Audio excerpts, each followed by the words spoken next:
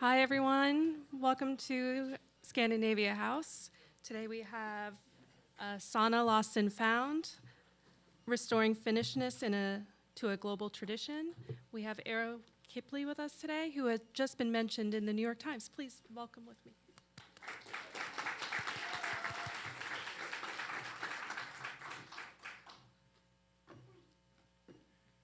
Yeah, thank you so much, and thanks for coming here. This is a wireless microphone, so I can take it and hold it in my hand.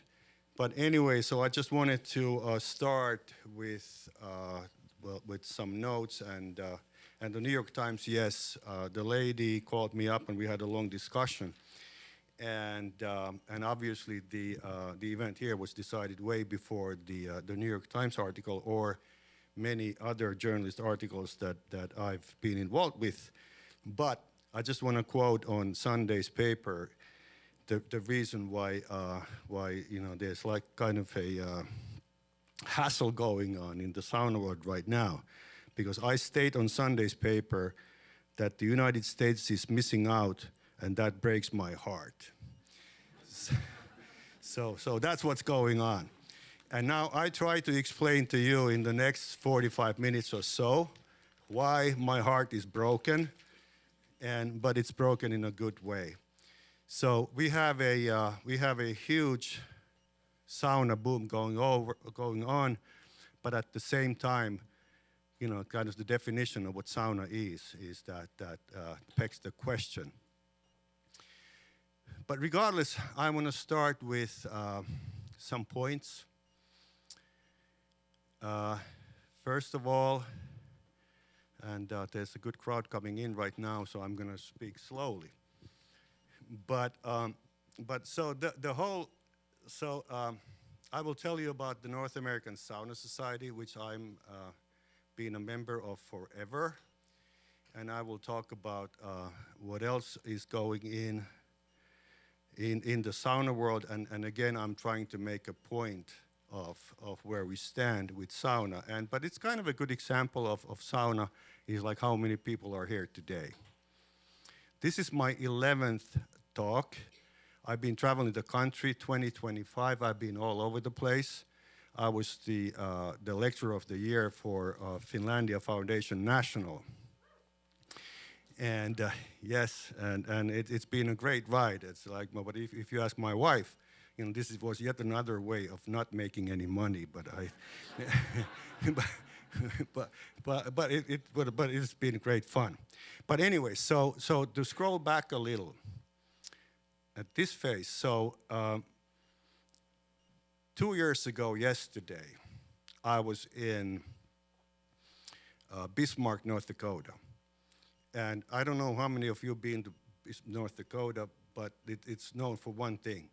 That's the place people go to because that's the only state that they've never ever been to.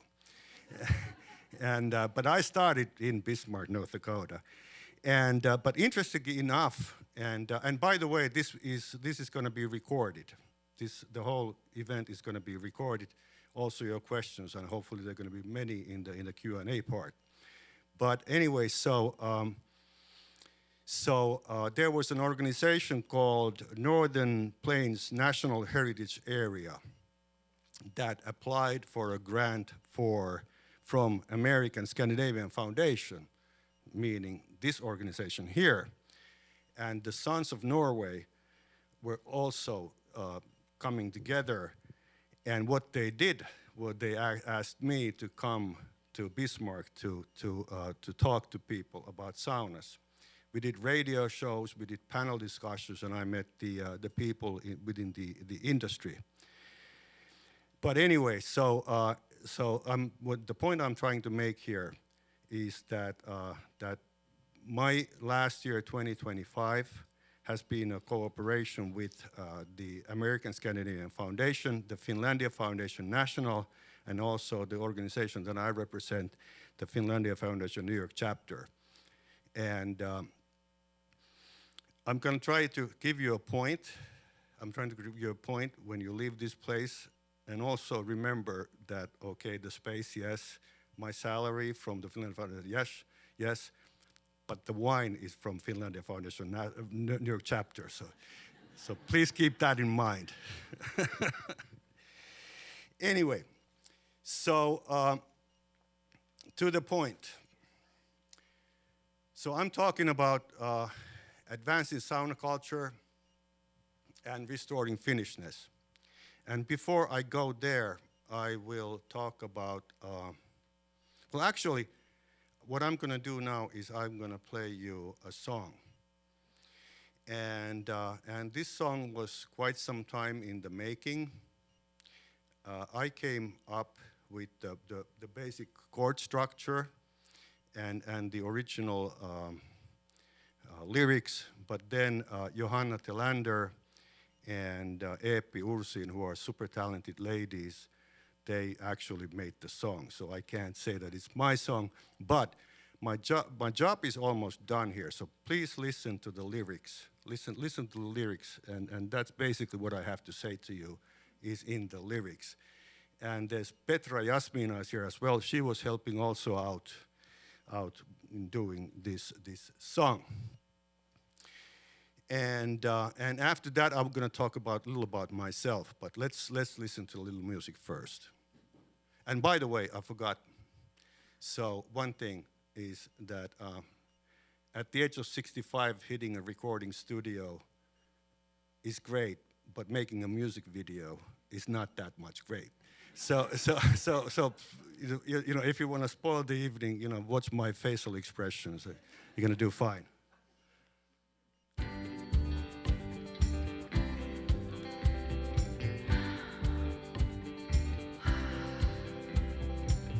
What is this thing most don't know?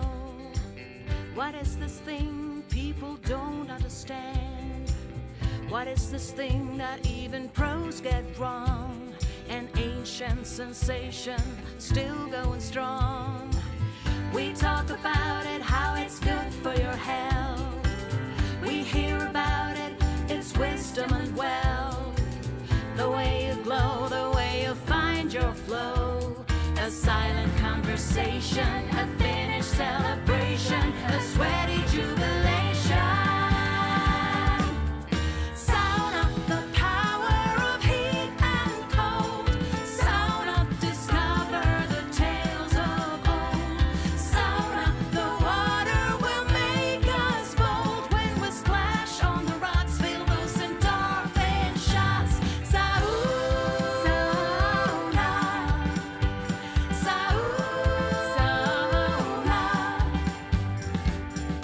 On the bench, titles stripped, kings and beggars all are flipped.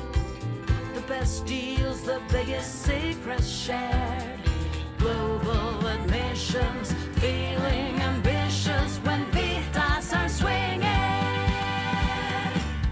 Sauna, the power of heat and cold. Sauna, discover the tales of old. Sauna, the water will make us bold. When we splash on the rocks, we'll lose endorphin shots. Sauna, sauna, sauna.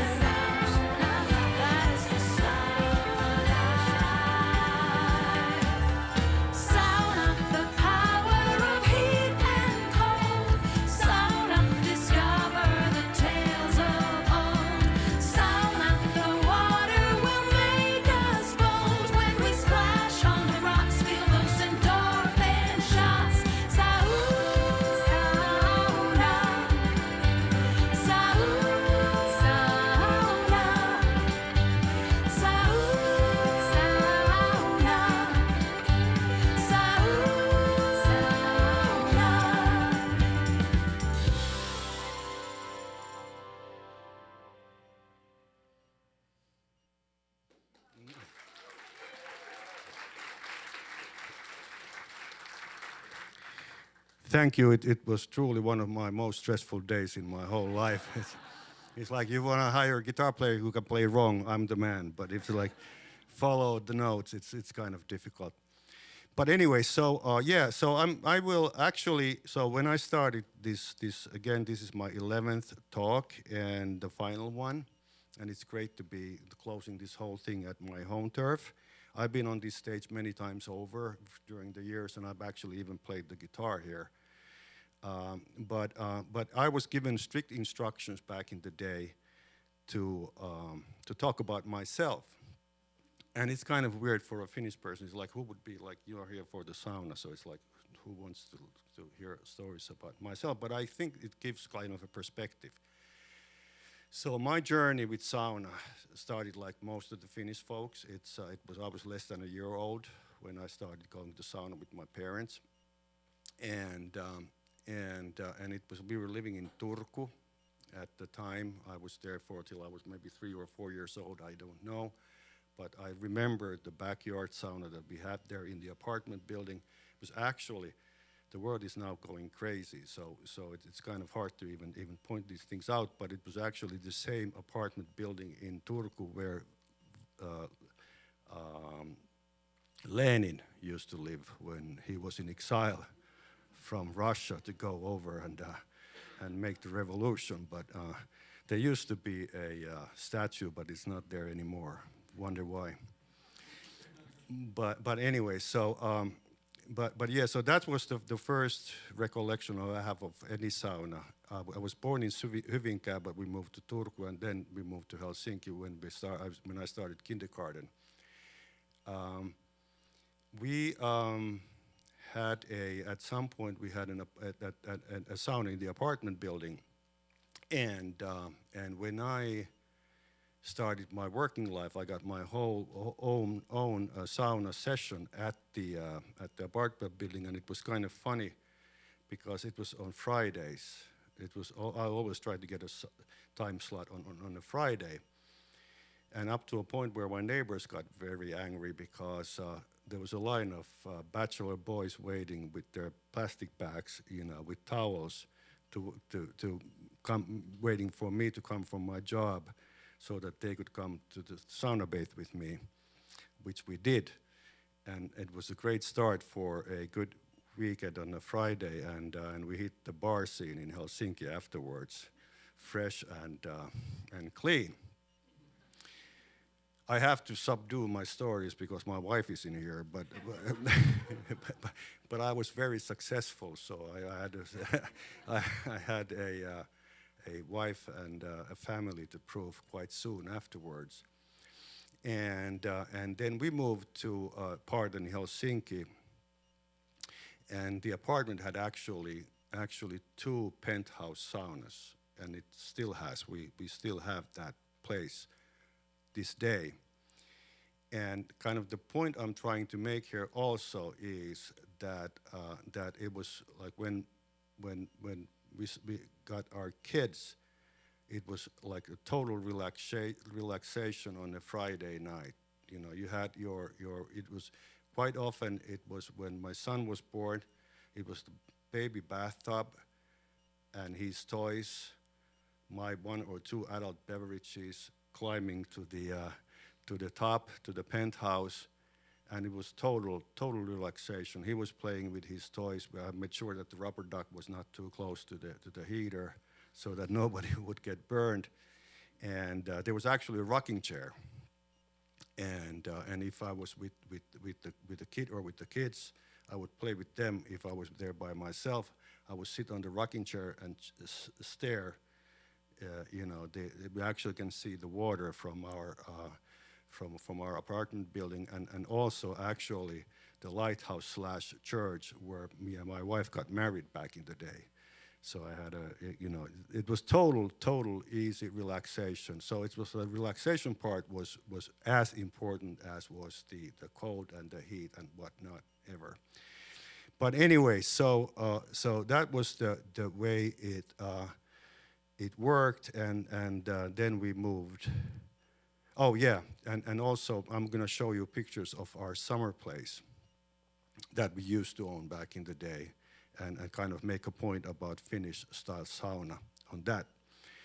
But yeah, so let's start our journey here, and we're going to start it most likely by the people from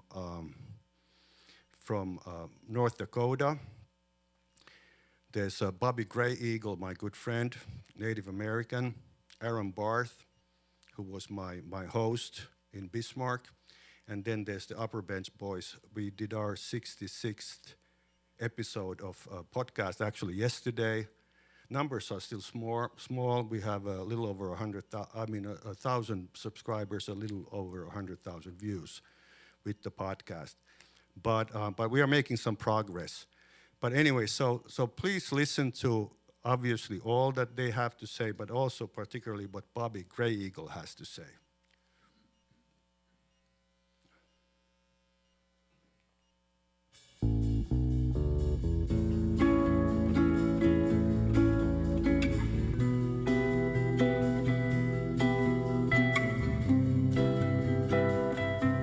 Everybody, it's Sam from the Upper Bench Sauna podcast. You know, when I started out with sauna, it was sauna, sauna. You know, I've had a lot of accents, but again, we're going to be talking about a lot of different stuff about sauna. You're going to hear from Aaron in North Dakota in the sauna scene, Risto in Minnesota about just the robust practice that it is, and the connection between a nippy and sauna. Bobby does a great job, and he's so excited about it. But you're going to be hearing from Eero today. A lot of fun stuff coming up here. Again, we love sauna. So pumped to hear more about it.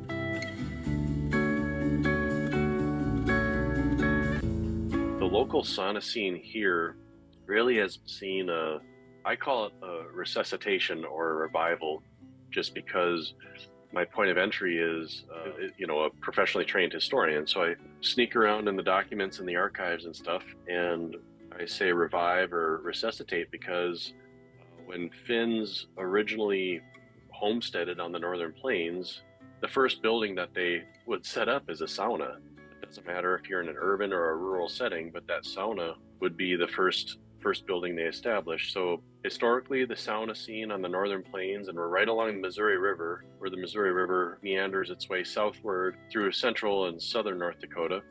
There's still stories in the landscape of cattle ranchers who say, oh yeah, I remember my dad's dad talking about how they saw, the Finn that homesteaded nearby, they would raise up a white flag when they were doing a sauna, and there you go.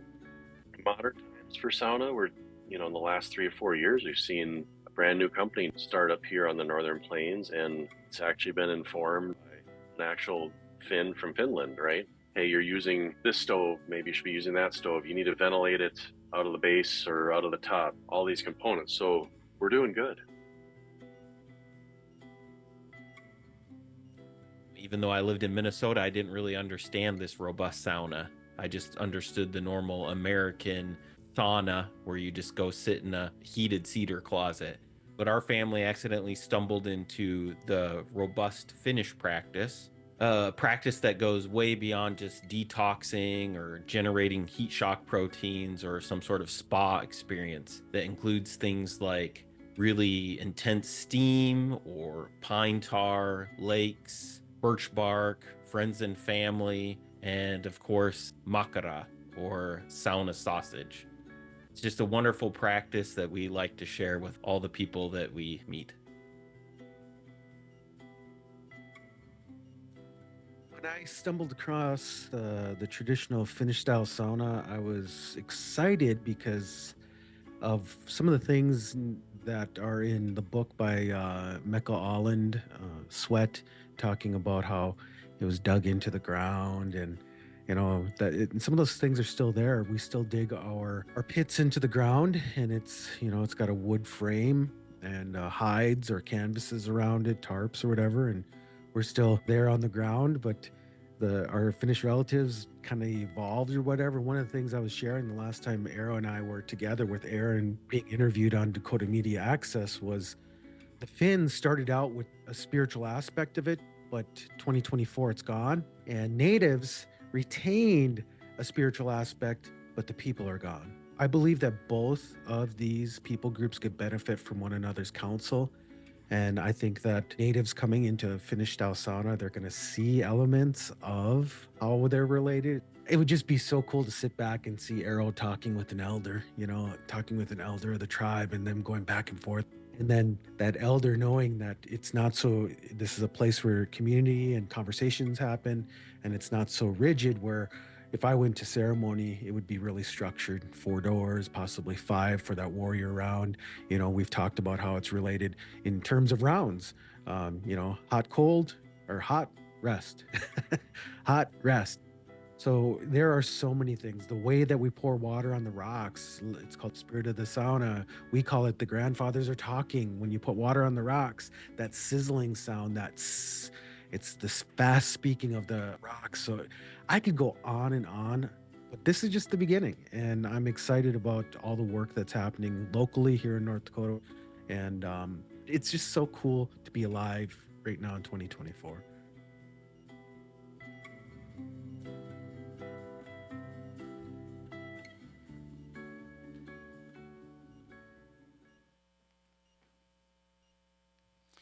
So again, now, so we're talking about sauna is not lost. It's everywhere now, and sauna is a huge boom going on. So what do I even explain? Like what is lost? And by the way, the one thing that I want to point out, if I didn't make it out already, the point is that like the North American Sauna Society, we don't dislike any kind of heat therapy. Whatever you are familiar with, whatever you like is fine. So it's just like, we want to give you an alternative. So it's like, the sauna. So the problem that we are having here is that everything is called a sauna. And if you come from the sauna culture, you cannot understand what these saunas are. And that's a problem, and that's what we try to find solution for. So I'm going to try to explain to you why sauna is lost in a way, even though it's doing so well. And one of them is the definition of a sauna. And this is kind of a good example of what we're talking about. In the American definition of the Oxford languages, sauna or sauna is a small room used as a hot air steam bath for cleaning and refreshing the body. Right on. Finnish definition of sauna is a Finnish bathing space designed for high temperature with the option to throw water on the hot stones. There's a remarkable difference. And it's very hard to explain to people what the difference is, but I try to explain that to you. So I came to the United States first time in 1981. And I was in Portland, Oregon, and it was a great summer. It was truly a great summer, and I was living in a complex. I have to put my phone on silent. So I was in a complex where there was a sauna, and I've been warned before, like in the America, those like, be careful with the sauna stuff there. It's kind of weird. And it was no joke. It was no joke. This is not the sauna that I used, but it's pretty close to what I tried. With the exception that I think that one has rocks on the stove. The one that I think used didn't have any, but a wall-to-wall carpet, no ventilation. You name them. It was. I'm for sure summer like July. July it was hotter outside than inside. The reason why I went inside in the first place because there was a very nice girl in the sauna. So that was my first and last time going there. But I had a hunch. I already knew my wife at the time, and I had a hunch that maybe 44 years later she would inherit the smoke sauna, a real sauna. And I scored, so that was good. But my point is, I'm trying to be funny here, but my point is that this was nothing that I was accustomed to. It had the same name, but absolutely nothing that I was accustomed to. So there's different saunas there somewhere. And again, that's just a picture of it's not even clean, but that's another story. Most of the saunas are not maintained. And with all the warning signs that you have there. I just learned about one sauna, I'm not naming any places, but there's a $500 fine if you throw water on the rocks. So you have to be rich to sauna bathe in that sauna. Fine by me, obviously. But my personal favorite, obviously, in the middle, I don't know if I can see it, but buddy, it's just like, if you throw water on the coast, you're going to be dead. There's no question about it. It's like, not even before you throw water, you will die. But anyway, so, and there's two things that I've learned during my travels, 2025, and one of them, I've been scratching my head, like, for real, forever. Like, what is a dry sauna? I understand the hammam, the steam and that part, but like where I come from, there's no dry sauna, except one. That's a sauna that doesn't serve alcohol. That's a dry sauna. But anyway, so you get the drift. It's whatever hotel you go to, that's the message, and that's not the message that I grew up with. Now, there's a couple of saunas. I would have bought the one on the right, but I like them baby blue. And I have to tell you though one thing. This is being recorded, so I can't say what I'm thinking about saying, but making babies and using those pants like a kind of a no deal.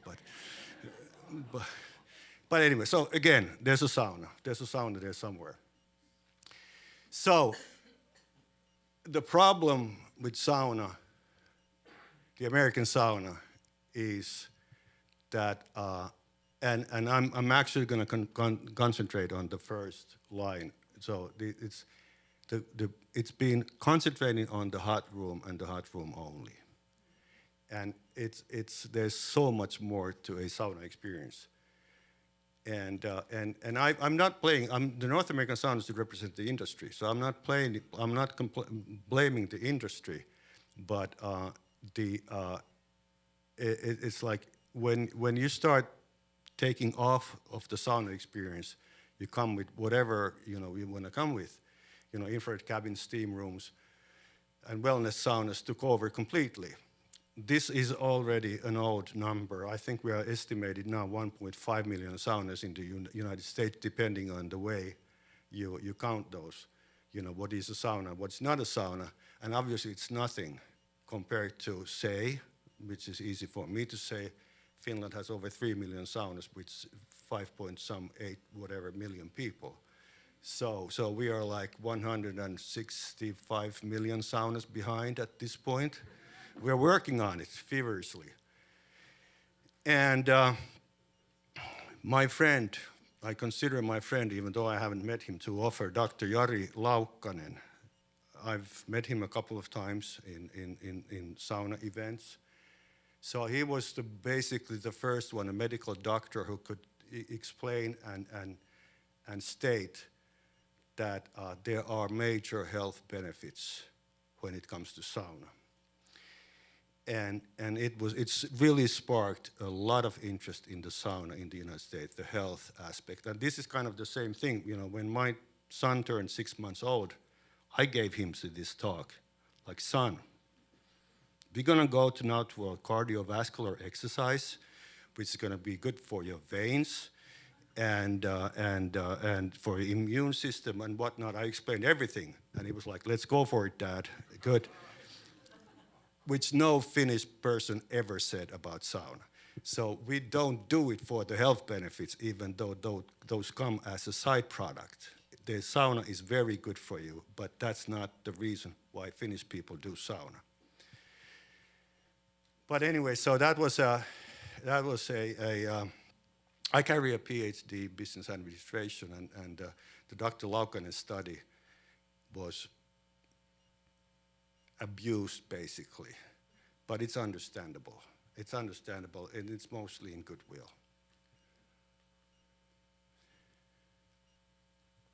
There's a lady in her exercising gear, getting ready for the workout. No, it's not. Obviously, it's the very. I'm going to go to the history of sauna right now, And it is like, you know, the sauna, well, I'm actually going to come to that, but it was basically the first saunas were holes in the ground.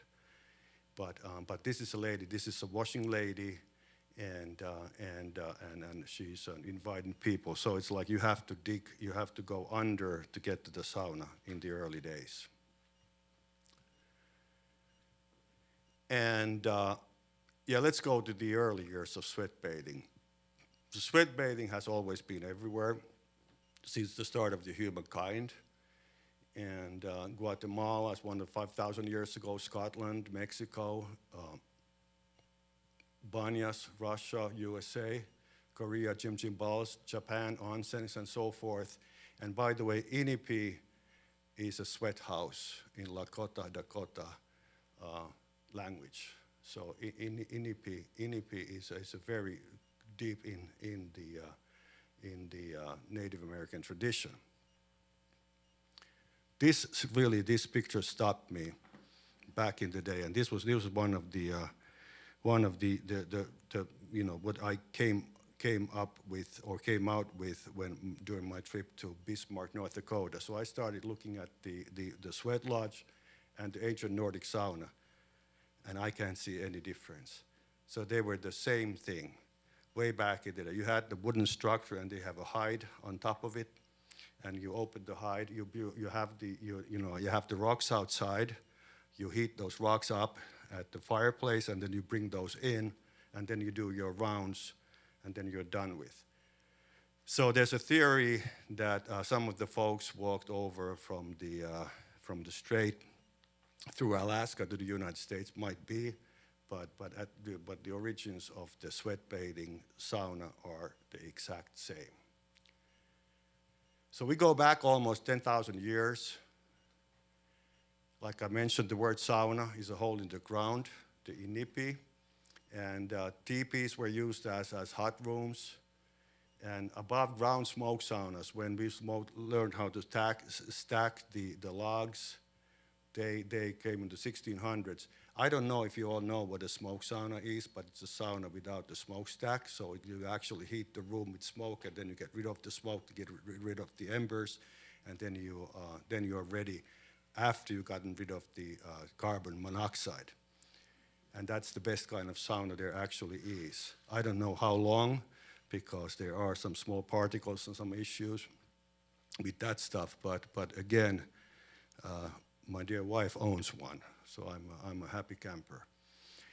Modern sauna with the smokestack in the 1800s, and again, not to be confused with many different sweat bathing that has been around since the humankind started getting clean. I always want to bring this picture up because this coming back to the smoke saunas. This is from a Western Finland style because it's got a two-story smoke sauna. This is by a very famous Finnish painter, Akseli Gallen-Kallela.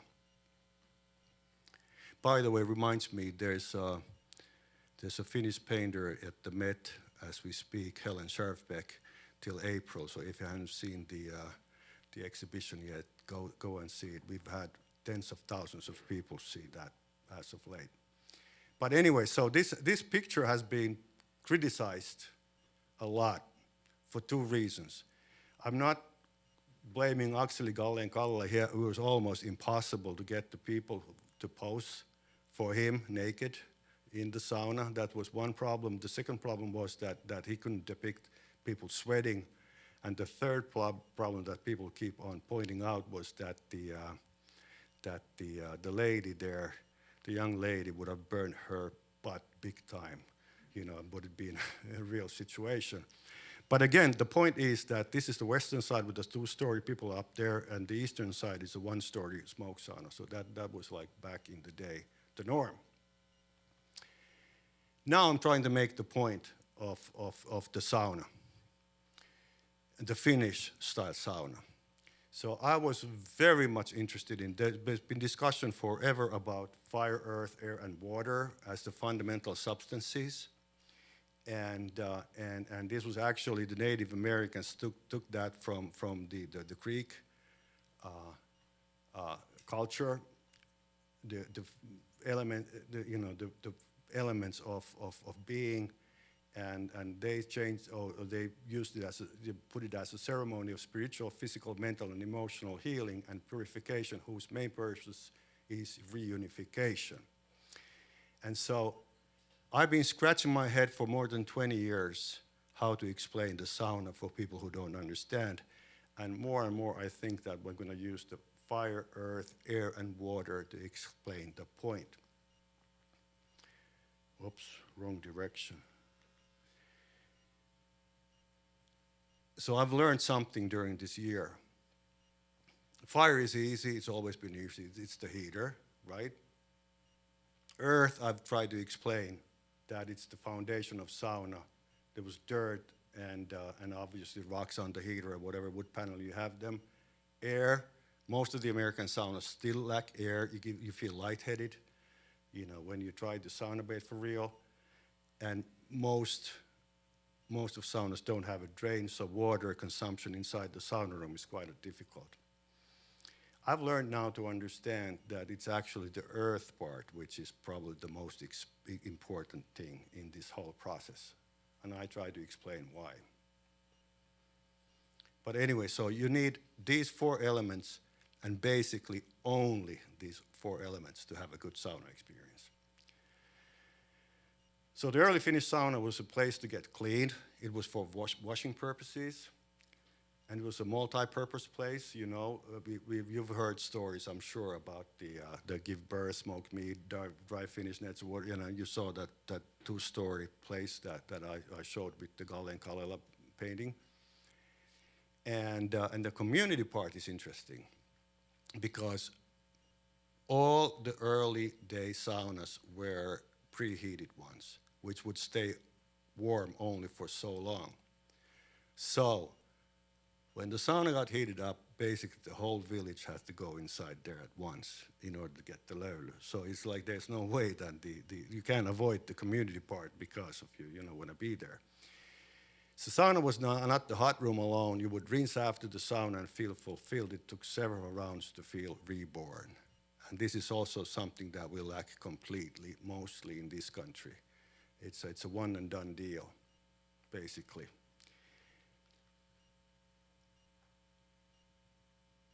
I want to show this picture because this was pre-soap. People are hitting them with these twigs, and it was not because they like to get beaten up. It was because they wanted to get clean. So that's it. I don't know if you know the tradition, but it's still going on. The birch tradition of leaves. This is now I'm trying to make that point. So do you know what that is? Does anybody have an idea what that could be? It actually says it's a sauna. But it couldn't be. It wouldn't have to be. But that was our sauna. It's leveled now. It doesn't exist anymore. But it's got the well, you have to take my word for it. There's the fire, there's the heater, there's the nature, there's the water, and there's the air. And there's a dressing room with a fireplace on it, in it, and everything. So this is a sauna in its natural habitat. This is the sauna in its natural habitat. And when you start taking parts off, you're gonna compromise. And we try to make sure that people understand that they're compromising. Most of the saunas are during the pandemic, were built in people's basements, which is totally fine. To exercise for exercise, and you got the exercising machines, and you got the sauna, but you're missing out. And what makes people happy? It's basically connection to earth. And I can tell you that when you are sauna bathing, you have a connection to earth. There's quite many people, my dear friends here from, I was invited 15 years ago to a sauna in Stamford. And I've been actively going to that sauna for 15 years now, and Rick and Laura, the owners, are here. but so it's a community kind of a thing, and you have the elements. You spend time, you do rounds, you have the elements, you spend time outside. You actually spend time more outside that you spend time in the hot room.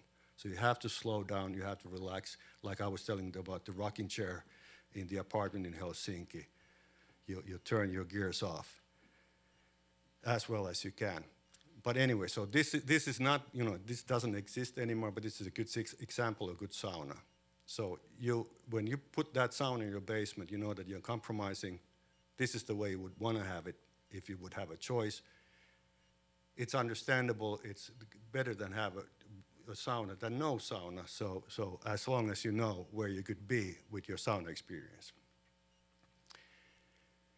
Kalevi Ruuska is here. I'm going to start wrapping up soon, but Kalevi Ruuska is here. He was the one who started the North American Sauna Society way back in the day. So we were the founders, and I tried to explain to you like why we established the North American Sauna Society. It was because we knew that at that time there's a huge influx of infrared cabins coming from overseas, mainly China. And we felt that people would be confused with the experience.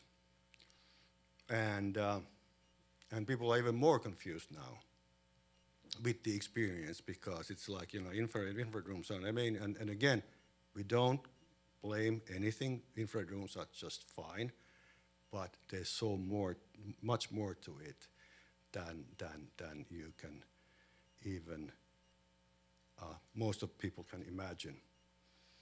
So we started that organization, and it's been growing up fairly fast as of late. And our mission is to support the growth of meaningful sauna culture in business in North America by promoting authentic practices, guiding best standards, and educating public, elevating the sauna experience and understanding for families and communities now and for generations to come.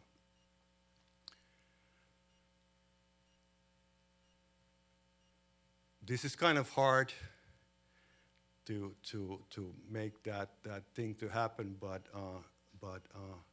again, real education, real resources, public saunas that do it right, and we are actually working right now. We are building an ambassador program. We've been scratching our heads as of late, big time, because there's so much happening in the sauna or bathing scene. We have Leonid here, Leonid Conning. He runs the World Spa in Brooklyn, which is a first-rate place. The point I'm making is that we try to understand everything that is happening in the heat bathing. At the same time, the Finnish style sauna is fire, earth, air, and fire, and nothing else. You don't need nothing else to enjoy your life to the fullest. So we try to make a clear distinction with that. And so we're coming with the ambassador program. We can start rating the public saunas, but we don't want to do it in a negative way. So in a sense, we try to make some sense of everything that is going on. It's not only funny hats and whatnot that is going on. But anyway, so I am wrapping this thing up. You don't need to know if you want to become a sauna ambassador for the North American Sauna Society. Send an email, go to the website saunasociety.org, and this is I'm just gonna mention there's a lot of different things that you can look at. And obviously, but we are not the judges. We just want to make sure that people get the experience that they are expected to get when they go to a public something that offers thermal therapy services.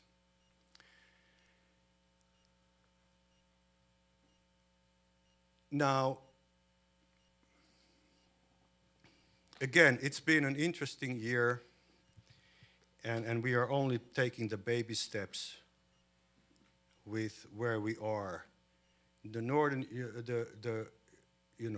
Eastern Europe, Russians, Ukrainians, Finnish, Nordic countries, they have the base of sauna, which is, they know what they're used for. They have the base right now.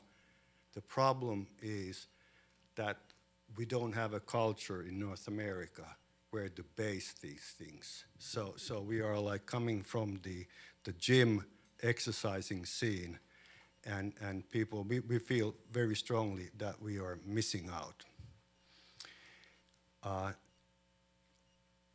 And we are working to make that right. Do you guys have any questions at this point? I can see there was one hand right there. Let's put some lights on and do we have micro? Yeah, here we go. Moi. I guess I'm very curious about all these different cultures that have originally come up with some version of sauna or inipi. Have you found connections between these cultures as to why there and not elsewhere? Have you found like any commonalities or shared patterns or shared history between the different places if you look at the globe where something like sauna has popped up? Well, clearly there's you know, it's like I think that the nomads from Siberia, wherever, you know, that started, so that's basically the same tradition. It's basically the banyas and saunas, you know, they're different, like the heating element is different, but it's exact the same thing. And so I think the nomads, you know, they kept that tradition going and bring it all the way here, you know, for, you know, the sweat lodges and whatnot. But it depends on the, you know, it depends on the weather patterns and everything, you know, and like Japanese onsens, you know, the hot springs and whatnot, you know, so that's a, you know, Iceland, you know, there's no, but the need for some kind of heat bathing has always been around. And it's also kind of, and I'm not answering your question like for real here, but the point is that that like Termes in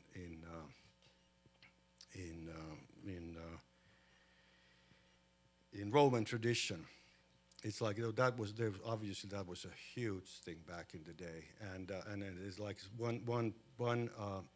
one idea, I don't know if that's not justified or not, but one idea is that the collapse of the Roman culture was partially because of the Termes started to become something totally different than they were supposed to be. But yeah, there are similarities, but it's a big field.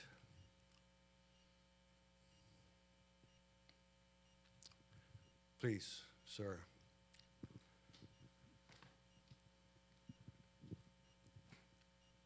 Thank you. Something I was surprised to learn last summer was that apparently the sauna traditions used to be a lot more widespread across Europe, even countries like France and, you know, kind of a long time ago during like medieval era. And then it was a spread of Christianization that suppressed a lot of those practices because there was this kind of, you know, ideas of, you know, people being naked together as scandalous. So in your research, have you found anything more about the kind of historical sauna traditions across Europe, and within kind of European discourse, is there interest in countries like Britain or France that don't have modern sauna traditions to kind of revive those sauna traditions they might have once had? They're reviving everywhere right now, but you're absolutely right. So it was like, it was even illegal in Finland to sauna bathe at some point. We were under the Swedish rule. So it was like, it was decided that it's like, you know, that's like kind of sexist or whatever, you know, things were going on. But yes, no, it's absolutely, and you know, it's Ireland, a lot of, you know, those holes in the ground, kind of a sweat bathing spaces and everything. So they were going on big time. But and also it's like, Finland is not a great place to compare the sauna with, because we've been screwing up things as bad as everybody else. And like my father and my grandfather, when my father was young, they used to go to a public sauna together, like once or twice a week. They used to go, but when people started getting on their own bathrooms and whatnot, you know, you bought you didn't have an outhouse in the apartment building anymore. You had an actual toilet and stuff, so that the whole thing died, basically.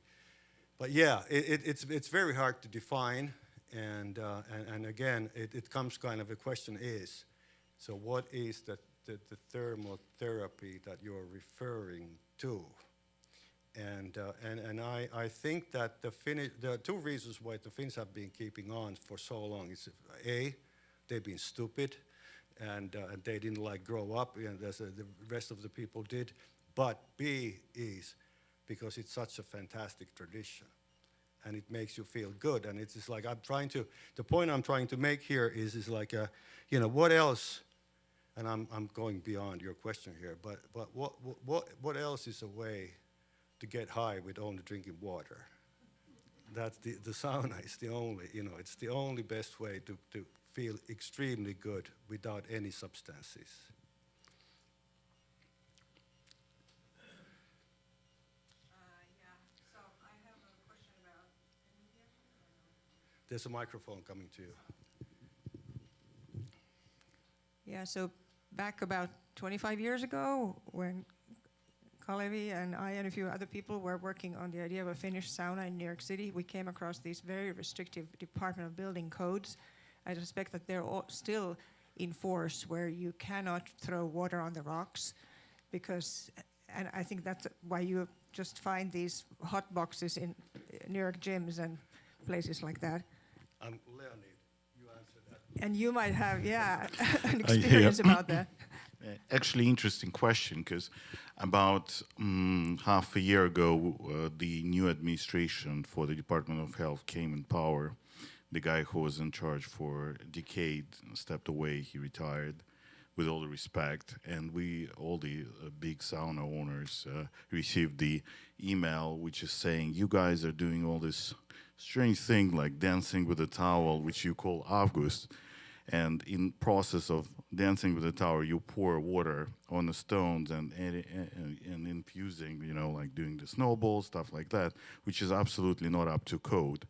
They were very harsh in the letter, and we were very, very concerned how to handle it, because, you know, it's Department of Health, so you're going to say, no, we will continue doing that. Then they will just come and close all the spaces. So it took me about, I don't know, 8 back and forth letters with a lot of specific language to explain that it's actually okay. In a way, off the record, I understand it's recorded, but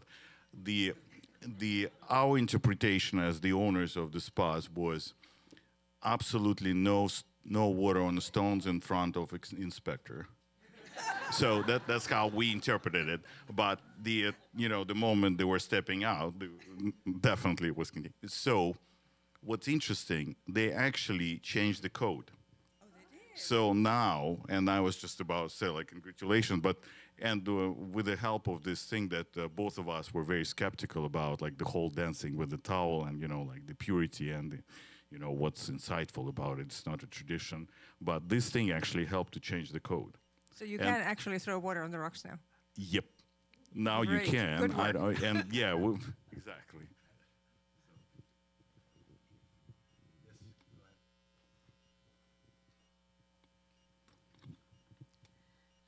Eero, you mentioned the North American Sauna Society.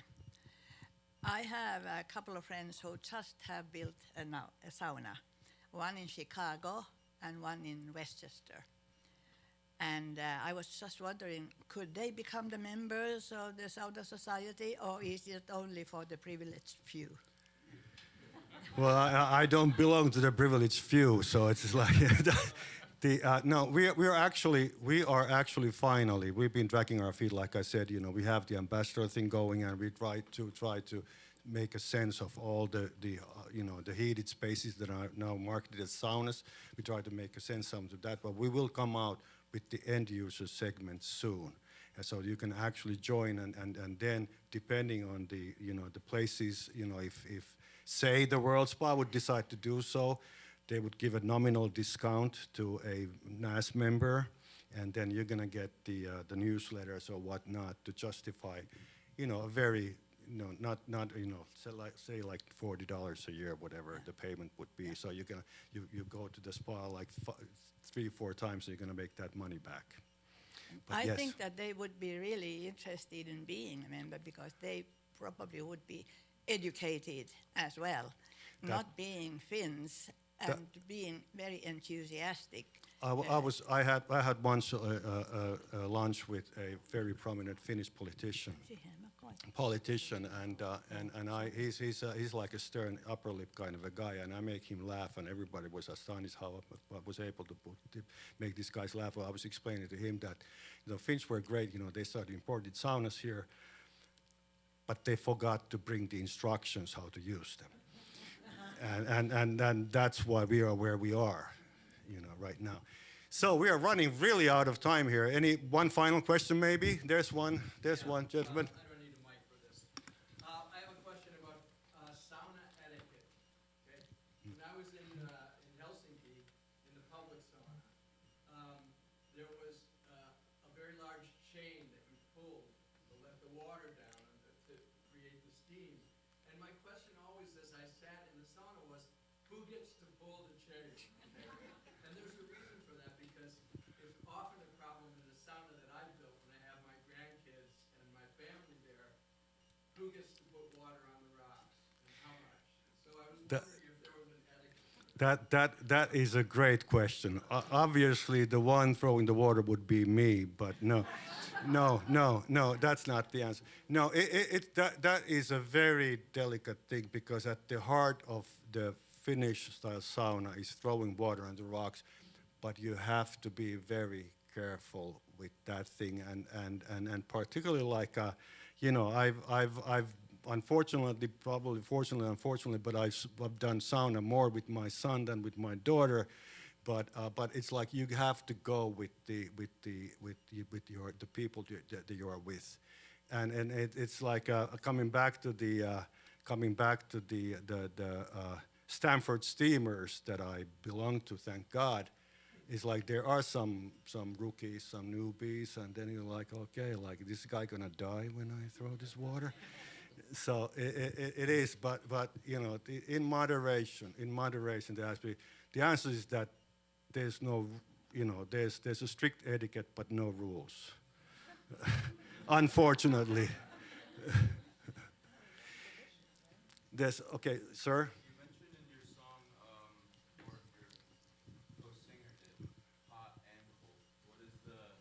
Cold part for you?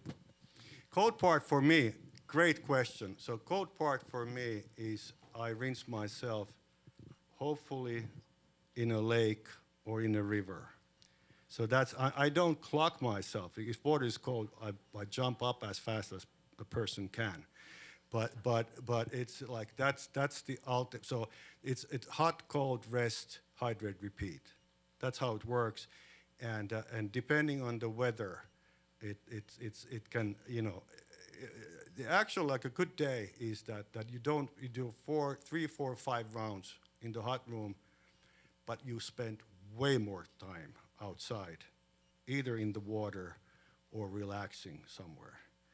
But that's like, but a cold shower is just as good. It's just as good. But there has to be, like, the rinsing part is important. Yeah, I don't want to be sweaty.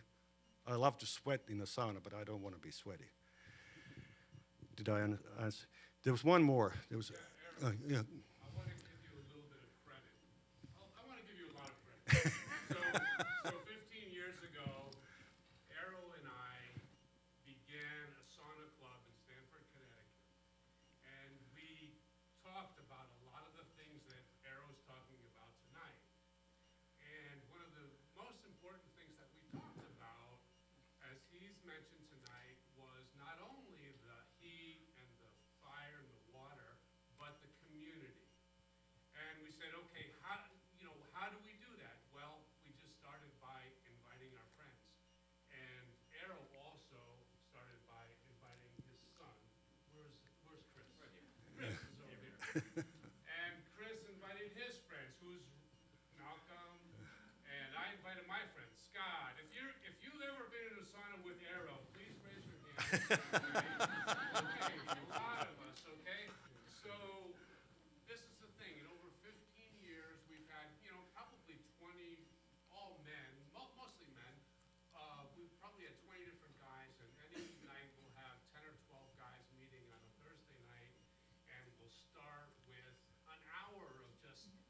catching up. What have you been doing the last month? How's the family?